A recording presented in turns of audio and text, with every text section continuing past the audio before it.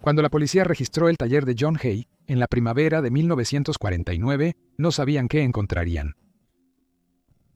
Un jugador con un largo historial criminal, incluyendo cargos por robo y fraude, muchos veían a Hay como un estafador, pero nadie lo veía como un asesino. Sin embargo, su almacén albergaba evidencia incriminatoria, incluyendo restos humanos y documentos que lo conectaban con múltiples víctimas. Hay fue arrestado de inmediato por sus horrendos crímenes, lo que le valió el nombre de el asesino del baño de ácido.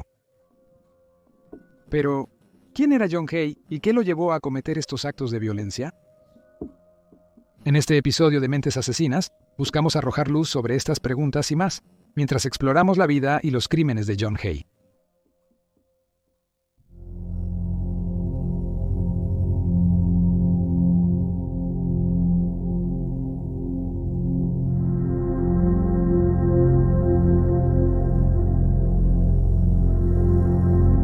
Ska.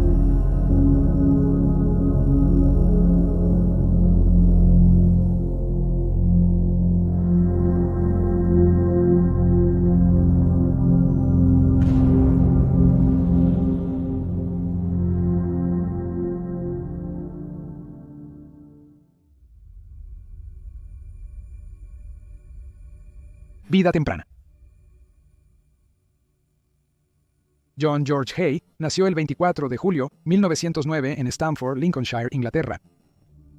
Antes del nacimiento de Hay, su padre, John Robert Hay, era ingeniero mecánico empleado por el Departamento de Suministro Eléctrico de la Corporación de Sheffield. John y su esposa Emily eran miembros de los Hermanos de Plymouth. Mientras residían en Sheffield, establecieron una próspera escuela dominical. Después del verano de 1902, se mudaron a Stamford, donde John continuó trabajando como ingeniero, ocupando un puesto como superintendente de la estación en las obras de Stamford y Grantham. Según todos los informes, John era una persona dedicada y trabajadora. En 1909, tras 11 años de casados, Emily y John tuvieron a su único hijo. Hay nació en casa y cuando tenía solo unos pocos años, su familia se mudó nuevamente.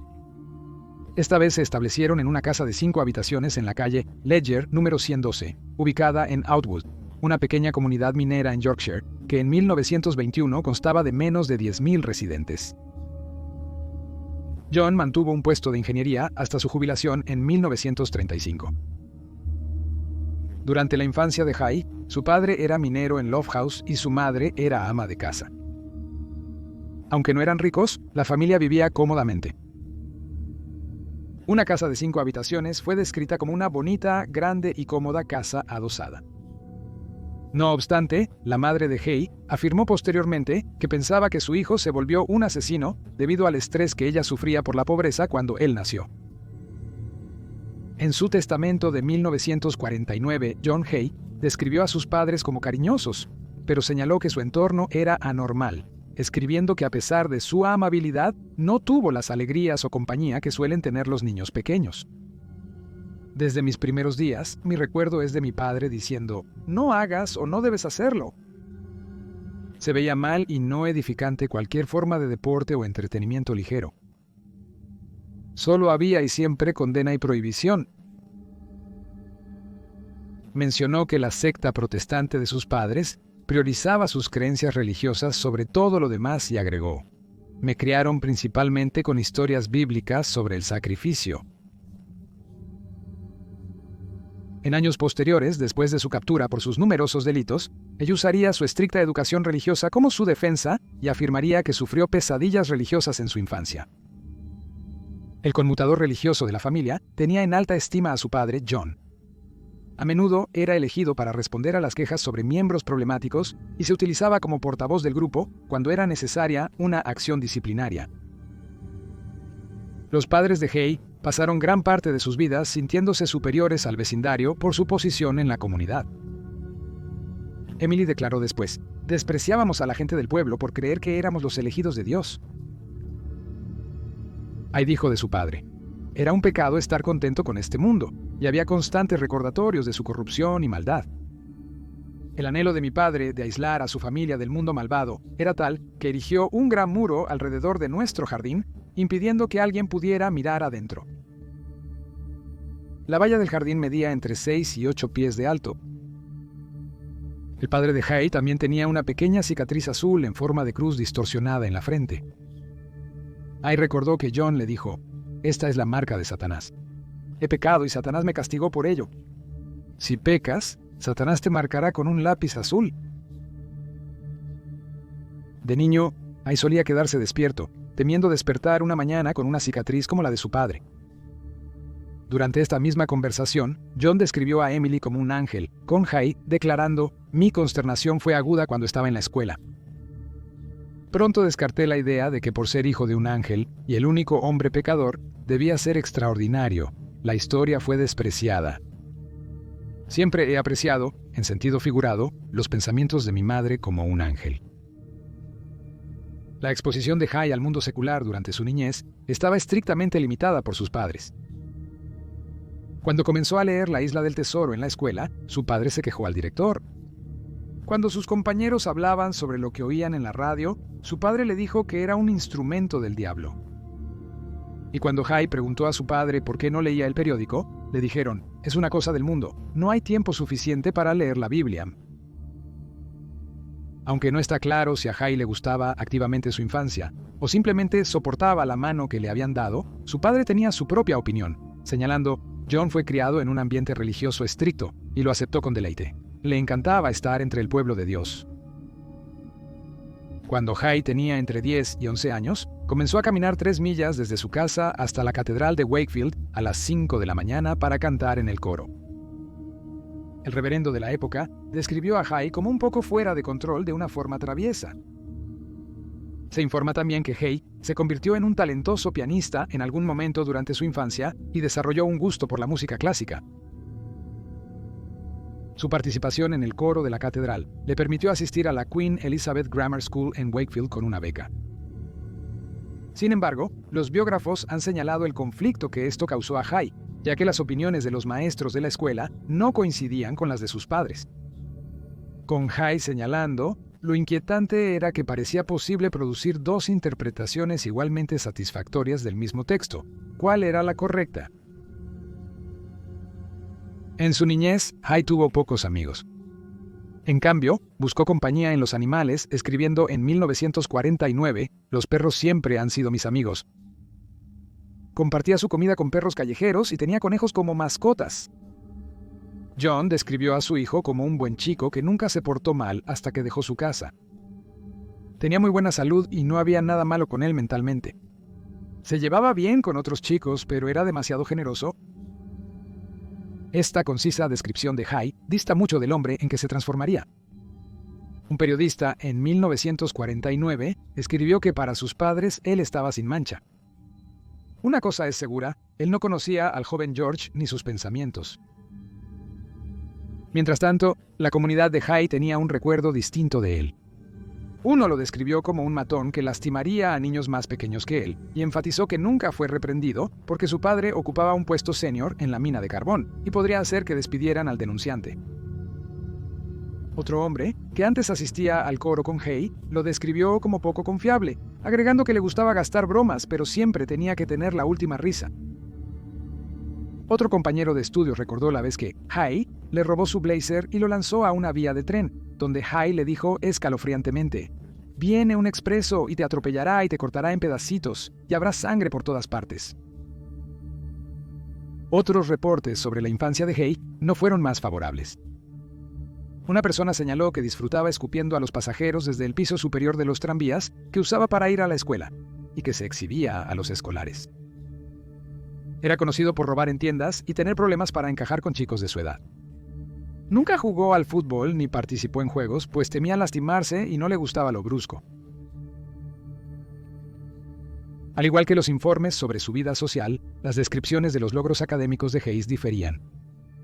En 1925 ganó el Premio Escolar de Geografía y en 1926 recibió el Premio Víctor de Wakefield por Divinidad, después de escribir un ensayo de 27 páginas titulado San Pedro, tal como aparece en el Evangelio y los Hechos de los Apóstoles.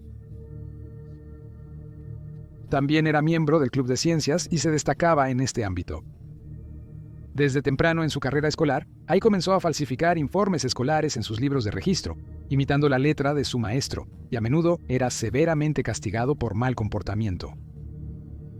No aprobó el equivalente a sus GCSEs, y muchos de sus profesores lo describieron como un individuo brillante pero inconsistente y poco trabajador para tener éxito en la escuela. En diciembre de 1926, a los 17 años, Hay abandonó la escuela. Tomó varios trabajos de corta duración, hasta convertirse en empleado del departamento educativo del Consejo de Wakefield. Aquí se le describió como un empleado muy satisfactorio, pero renunció después de un año. Entre julio de 1928 y abril de 1931, trabajó en un garaje y aunque pasó su periodo de prueba, se le describió como poco confiable ya que a menudo llegaba tarde al trabajo. Su jefe lo describió como perezoso pero encantador, tenía que gustarme. Dejó su trabajo y comenzó a trabajar como vendedor, donde un colega lo describió como una persona de modales amigables, un excelente sentido del humor y no estaba en lo más mínimo loco. Pero notó que no tenía vida social. Mientras que Hay no mostraba interés en las drogas, el alcohol o el tabaco, era un joven promiscuo que, según sus propias palabras, pasó 6 años viviendo una vida sexual libre y desenfrenada. En un momento, se vio envuelto en un caso de divorcio cuando se le nombró como teniendo un affair con una mujer casada, aunque el caso fue finalmente desestimado. Según informes, Hay dejó el sexo y las mujeres en general poco después por temor a contraer enfermedades de transmisión sexual. Posteriormente escribiría sobre la pregunta ¿qué pienso del sexo? La respuesta es simple, no debería existir. No solo el sexo es poco importante, sino molesto. Intermitentemente, el deseo domina el cuerpo. Odio estos instintos que me roban la autoposesión. Incluso desprecio al compañero de este ejercicio. Luego añadió que la inseminación artificial le parecía la mejor forma de tener hijos. El principal interés de Hayes en su adultez fueron los automóviles. Para 1935 tenía 3 que guardaba en un garaje. Un Ford 8, un Talbot Darrogh y un Alfa Romeo. Mantenía los vehículos impecables, lavándolos regularmente, y notablemente no está claro cómo pudo permitírselos. En esa época, los automóviles eran nuevos y demasiado caros para la mayoría, estando reservados para la clase alta o media alta. Los biógrafos especulan que Hay recurrió al fraude y la malversación para obtener fondos y realizar compras extravagantes. Su anhelo por una vida más lujosa no pasó inadvertido por sus compañeros, quienes pensaban que el dinero era el origen de sus problemas futuros. Alegan que Hay originalmente planeó iniciar negocios legítimos, pero terminó participando en fraude para poder reunir el dinero para financiarlos. Después descubrió que resultaba más sencillo recaudar dinero mediante estafas sin ni siquiera fundar las empresas.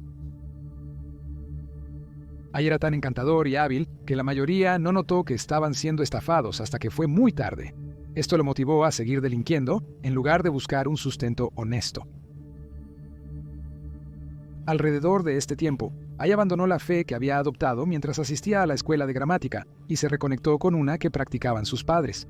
Según el biógrafo Jonathan Oates, Hay veía al clero como mundano, ambicioso, con mentalidad política y más interesado en el poder y los privilegios terrenales que en la verdad y el perdón.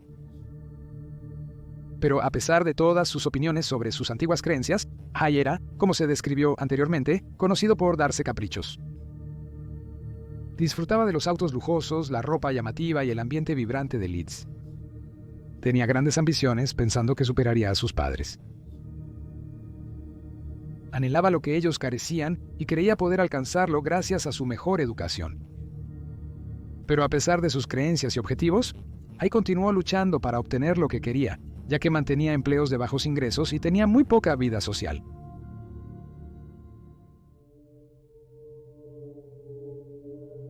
La vida criminal de Hay. El 6 de julio de 1934, Hay se casó sorprendentemente. Tuvo un breve noviazgo con Patrice Hammer, y su ceremonia tuvo lugar en la oficina de registro de Bridlington. Se cree que la pareja se conoció en Leeds, donde ella trabajaba, y Hay le mintió sobre su ocupación, haciéndose pasar por director de empresa, aunque era vendedor de autos. Al casarse, Beatrice estaba desempleada, según los registros. Ella era 2 años menor que Hay y venía de una familia trabajadora no religiosa. Abandonó sus estudios lo antes posible y trabajó arduamente en varios empleos de salario mínimo para mantenerse a sí misma y a su familia. Aunque Beatriz tenía ambiciones de ser algo más, luchó por alcanzarlas. El padre de Hayes describió su estilo de vida como totalmente distinto al nuestro, quizás aludiendo a su crianza no religiosa. El matrimonio fracasó en pocos meses y tras la separación, Beatriz nunca más habló de ello. Hay, por su parte, mencionó una vez la unión a un médico de la prisión tras su arresto. El médico describió el matrimonio como algo que no se había hecho por amor, sino para que Hay pudiera escapar de sus padres con quienes todavía vivía. La unión se rompió debido a las actividades criminales de Hay. En 1934 empezó a asegurar letreros, rompiéndolos durante el transporte y quedándose con el dinero. Perdió su empleo en la aseguradora tras desaparecer el contenido de una caja de dinero. Su padre pagó lo faltante, evitando cargos criminales a Hay. Aproximadamente una semana antes de su boda, Hay falsificó documentos defraudando a la compañía de garantía de la Unión Mercantil de Hull por 420 libras, equivalente hoy a más de 38,000 libras. Un mes después, en agosto de 1934, hizo algo similar, lo que le valió a Hay otras 120 libras, poco más de 10,000 libras hoy en día. Hay intentó robar a otras empresas 2 veces más durante este periodo, pero no tuvo éxito en extraer dinero y terminó siendo atrapado. Beatriz se recordó que apenas 2 meses después de su matrimonio, Hay fue llevado por 3 policías. En la estación, Hay vio a su marido encarcelado. Al preguntarle qué hizo, ella rió y respondió: «Oh, no es nada, querida. Solo violé un mandamiento, no ser descubierto». En realidad, Hay, junto con 2 cómplices, había intentado defraudar a Motor Credit Services, una empresa de financiamiento, y había fracasado cuando fueron descubiertos por un abogado que alertó a la policía. Hay fue condenado a 15 meses de prisión. A pesar de su conducta delictiva, sus padres aún mantenían contacto con él. Le escribían cartas y le enviaban flores. Su compañero de celda notó que a menudo se acobardaba y se encogía, y parecía genuinamente asustado de estas condenatorias cartas, que a menudo eran escritas por su padre. A pesar del apoyo de sus padres, Hay fue expulsado de su religión y la comunidad lo rechazó por completo. El 26 de mayo de 1935, Beatriz dio a luz a Pauline Mary Hay, la única hija de la pareja. Durante su encarcelamiento, Hay no proveyó para su familia, y Beatriz batalló para criar al bebé, finalmente dándolo en adopción. No hay evidencia de que Hay intentara rastrear o contactar a su hija, y nunca se reunieron. Tras su liberación después de 12 meses tras las rejas, Hay y Beatrice se separaron, y él posteriormente se mudó a Londres. Inicialmente, fue empleado en Walham Green Amusement Arcade. A partir de febrero de 1937, convenció a William McSwan, el dueño del arcade, para implementar rocolas y contratar a mujeres jóvenes para persuadir a los hombres jóvenes a gastar su dinero en el lugar. La pareja formó una relación sólida y conocieron a los padres del otro. Pero Hay sentía que no estaba ganando suficiente dinero y comenzó a tramar. Haciéndose pasar por un abogado llamado William Cato Adamson, con oficinas en Londres, Surrey y Sussex, Hay vendió acciones fraudulentas que supuestamente eran del patrimonio de clientes fallecidos y ofreció las acciones a un precio bajo. Sin embargo, el plan fue descubierto pronto y en noviembre de 1937, la policía se acercó a Hay, donde afirmó ser simplemente el secretario de Adamson y no sabía nada del plan. No obstante, las autoridades registraron su habitación poco después, hallando documentos incriminatorios que resultaron en el nuevo arresto de Hay, acusado de fraude y sentenciado a prisión. Le dieron 4 años por su crimen.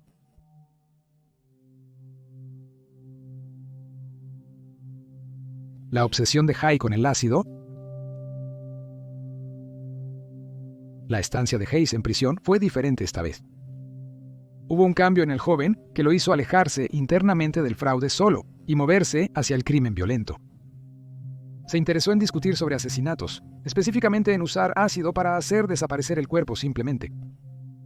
Una vez le dijo a otro recluso: ¿quién podría decir que se ha cometido un asesinato si una persona desaparece por completo?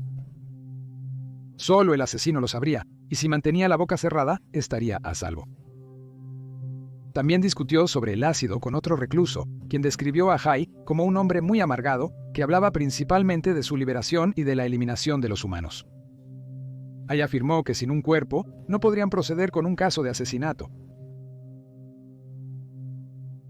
Hay nunca explicó por qué usaba ácido en sus crímenes. Algunos biógrafos han teorizado que él había leído el libro Bulldog Drummond, que presenta un cadáver siendo disuelto en ácido. Algunos creen que su pasión por la ciencia lo trajo hasta aquí. Mientras que también se ha propuesto que se inspiró en el asesino en serie francés Georges Alexandre Scarret, quien deshacía los cuerpos de sus víctimas en ácido y fue ejecutado en 1934. Hay fue liberado de prisión en 1943 a los 34 años y comenzó a trabajar para una empresa de ingeniería. Durante su encarcelamiento, mantuvo una buena relación con William McSwan, el dueño del arcade, que lo había contratado después de su último periodo en prisión.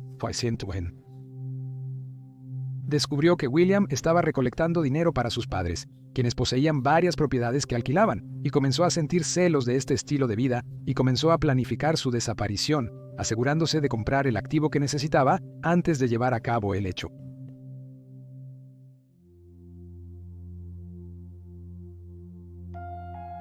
Los asesinatos. William fue visto por última vez el 9 de septiembre de 1944. Debía estar fuera el fin de semana, pero nunca volvió a casa. Después de su arresto en 1949, Hay le dijo a los investigadores que el día de la desaparición se encontró con William en el sótano de Gloucester Street 79 y lo golpeó en la cabeza con una tubería de plomo. William murió en menos de 5 minutos. Hay, asqueado por el cadáver, decidió dejar el cuerpo donde estaba. Sin un ápice de arrepentimiento, volvió a casa, regresando al día siguiente y colocando el cuerpo en un tambor de 180 litros lleno de ácido sulfúrico concentrado, notando que los vapores lo ahogaban hasta el punto de que frecuentemente tenía que salir a tomar aire. Días después volvió al sótano para descubrir que el cuerpo se había disuelto en su mayoría en el ácido, y vertió los restos parecidos a lodo por el desagüe. Había despojado el cuerpo de William de todos los objetos de valor antes de colocarlo en el tambor lleno de ácido. Al ver a la madre y al padre de William, explicó que su hijo se había ido para evitar ser reclutado en la guerra y posteriormente escribió varias cartas donde fingía ser su hijo. Los padres de William no sospecharon nada y creyeron que las cartas eran auténticas. Mientras tanto, ahí comenzó a vaciar la cuenta bancaria de su antiguo amigo, retirando un total de alrededor de $19,230 en el dinero de hoy. Hay un asesino en serie inusual. Nunca explicó qué lo llevó a comenzar a matar, pero su único motivo parece ser financiero, lo cual es muy extraño. En los casos explorados en estos documentales, los motivos de los asesinos se reducen frecuentemente a odio, poder, sexo, control o perpetuar un ciclo de abuso. Raramente vemos a asesinos en serie matando solo para aumentar su riqueza. Las próximas víctimas de Hay fueron trágicamente los McSwans. Los padres de William, Donald y Amy estaban cada vez más preocupados por su seguridad, especialmente porque la Segunda Guerra Mundial estaba terminando y nadie había sabido de él. Hay más tarde le diría a los investigadores que el 2 de julio de 1945 atrajo a la pareja al sótano de la propiedad de Gloucester Road, informándoles que su hijo había regresado de Escocia y los estaba esperando. En el sótano, golpeó a la pareja en la cabeza y deshizo de sus cuerpos como había hecho previamente con Williams. Luego, presentó a un abogado un documento supuestamente de Williams que le otorgaba poder notarial sobre las propiedades, acciones, fondos y participaciones de su ex amigo. Vendió varias propiedades, pero conservó algunas para seguir cobrando renta a los inquilinos.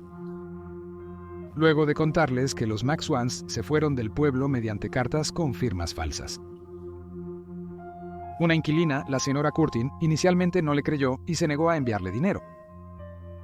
No fue hasta que Hay hizo una visita personal a ella y le mostró pruebas fabricadas, probablemente consistiendo en documentos falsos, que ella le creyó.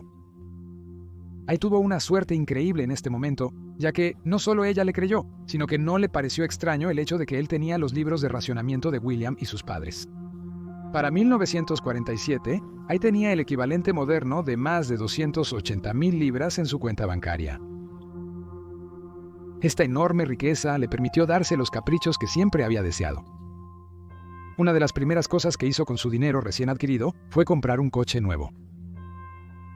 Con un nuevo vehículo, Hay sabía que podía viajar más lejos para cometer sus crímenes y deshacerse de objetos innecesarios de sus víctimas. Es destacable que nadie reportó a los McSwans como desaparecidos. William era un padrino, pero no parecía ser extrañado, mientras su madre escribía frecuentemente a su hermano, pero él creía que podría haber ofendido a sus hermanos en sus escritos.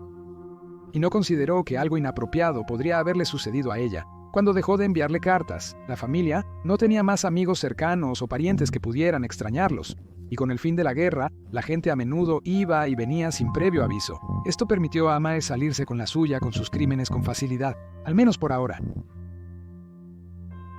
Hay se promocionó como empresario tras lograr mayor estabilidad financiera. Impresionó a otro hombre de negocios con supuestas invenciones que nunca se concretaron, lo que obligó a Hay a devolverle el dinero después de múltiples amenazas escritas.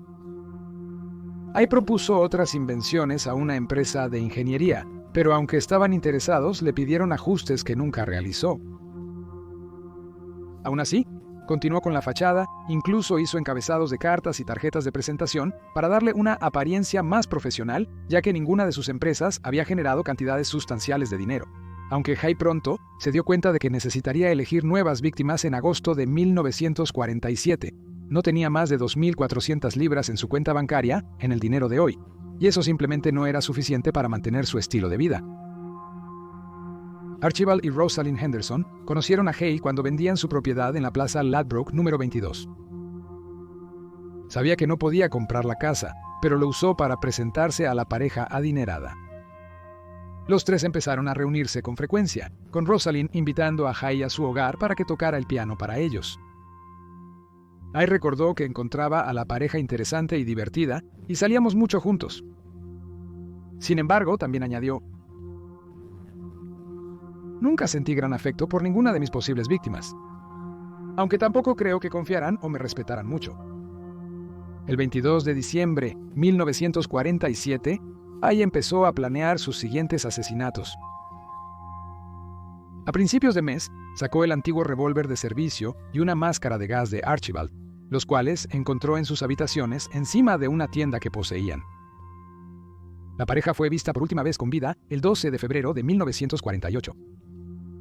Hay luego le dijo a los investigadores que llevó a Archibald a Crowley, donde tenía un taller alquilado en Leopold Road.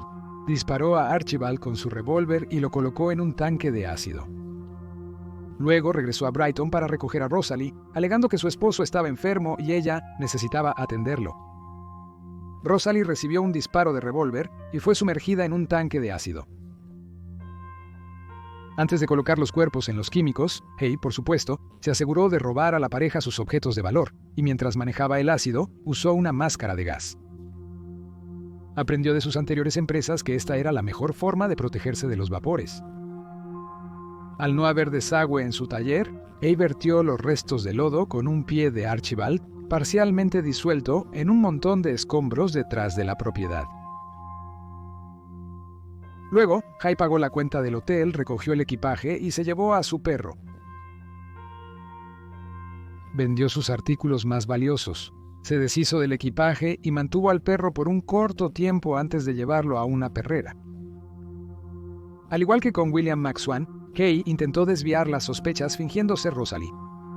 Y escribía a su hermano de Manchester, con quien hablaba a menudo. Hay falsificó documentos convenciendo al encargado de limpieza de la tienda de la pareja en Dawes Road que él tomaría posesión de esta y su coche, a cambio de un préstamo que les había otorgado. El limpiador proporcionó a Hay las llaves, y él volvió a escribir cartas de la pareja al limpiador para hacer parecer como si estuvieran vivos y simplemente estuvieran fuera de la ciudad. Finalmente escribió cartas que decían que la pareja se había ido a Sudáfrica, ya que Archibald había hablado de emigrar allí. Arnold Berlin, el hermano de Rosalie, fue más persistente que los parientes y amigos de sus otras víctimas. Debido a la cercanía fraternal, dudaba de la historia de Hay. Había oído hablar de Hay varias veces por parte de Rosalie y Archibald, y no confiaba en él. Incluso le dije a Rosalie que no hiciera tratos con él, porque me parecía demasiado suave. Arnold se enteró de la desaparición de su hermana después de llamar a la tienda, donde el limpiador le dijo que la pareja había desaparecido. Arnold llamó a Hay, quien le dijo que no sabía dónde estaban Rosalie y Archibald, pero que él cuidaba la tienda hasta su regreso. Finalmente, Hay convenció a Arnold de que la pareja se escondía tras verse envuelta en algo moral y legalmente cuestionable. Incluso le escribió una carta de parte de Rosalie, la cual persuadió bastante a Arnold, y aunque seguía sospechando de Hay y creía que tenía algún tipo de vínculo con su hermana, nunca pidió que se abriera una investigación policial oficial.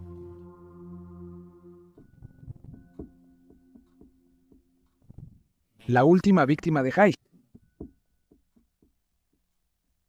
A pesar de obtener el equivalente actual de cientos de miles de libras por cometer asesinatos, para 1949, Hay se estaba quedando sin dinero. Con deudas en aumento y una adicción al juego, luchaba por mantenerse a flote. Pero ahí podía haber una salida. Henrietta Helen, Olivia Roberts Durand Deacon, mejor conocida como Olive Durand Deacon, era una viuda adinerada de 69 años que vivía en el mismo hotel que Hay. Usando su encanto y tácticas de vendedor, pudo abrirse camino en las buenas gracias de Olive, vendiéndole productos y promocionándose a sí mismo como inventor y hombre de negocios. En febrero de 1949, Hay compró todo el equipo necesario para su próximo asesinato. El 18, invitó a Olive a su taller en Leopold Road, alegando que quería discutir su idea de uñas artificiales.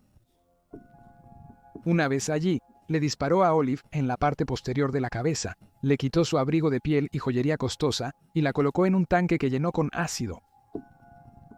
A diferencia de las otras víctimas de Hayes, la anciana viuda tenía amigos que se preocupaban por ella.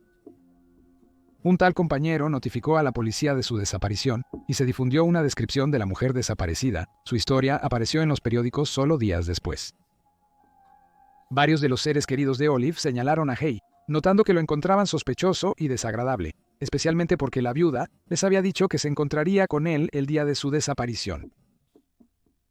Al entrevistar al personal del hotel, donde tanto Hay como Olive se alojaban, descubrieron que, aunque Hay era un hombre respetable, a veces se atrasaba en sus facturas. Esto llevó a las investigaciones a revisar su historial criminal, lo que aumentó aún más las sospechas de la policía, que ahora creen que Olive ya estaba muerta. La policía compartía una descripción de las joyas y el abrigo de piel de la viuda.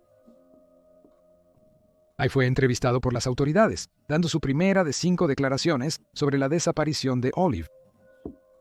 Luego vendió sus objetos de valor y repartió el dinero entre algunas de las personas a las que debía.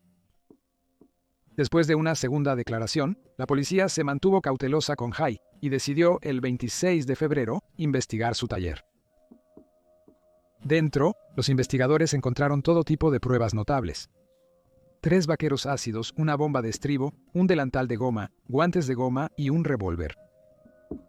Al inspeccionar más el área, también hallaron un recibo de tintorería para un abrigo de piel, que coincidía con la descripción de las aceitunas.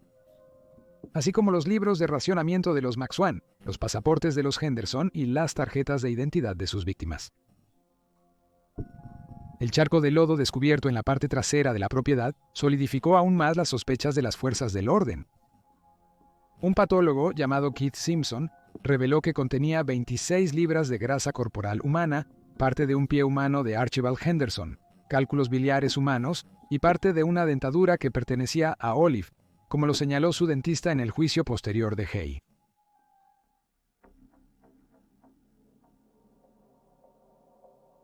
El fin de Hay.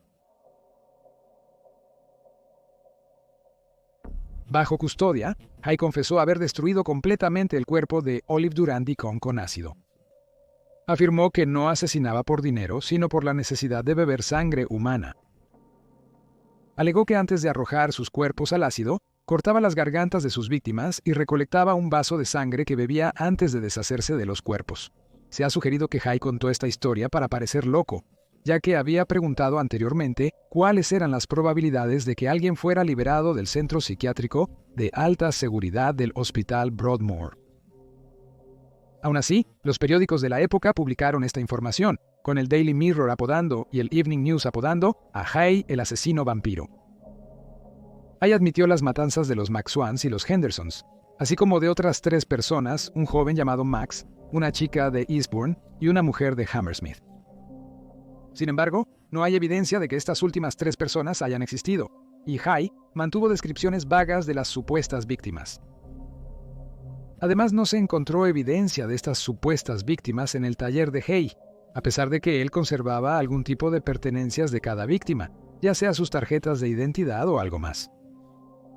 Se ha teorizado que Hay afirmó tener más víctimas, ya sea para aumentar su propio ego, para hacerse más notable ante el público o para parecer loco y así poder ser enviado a Broadmoor.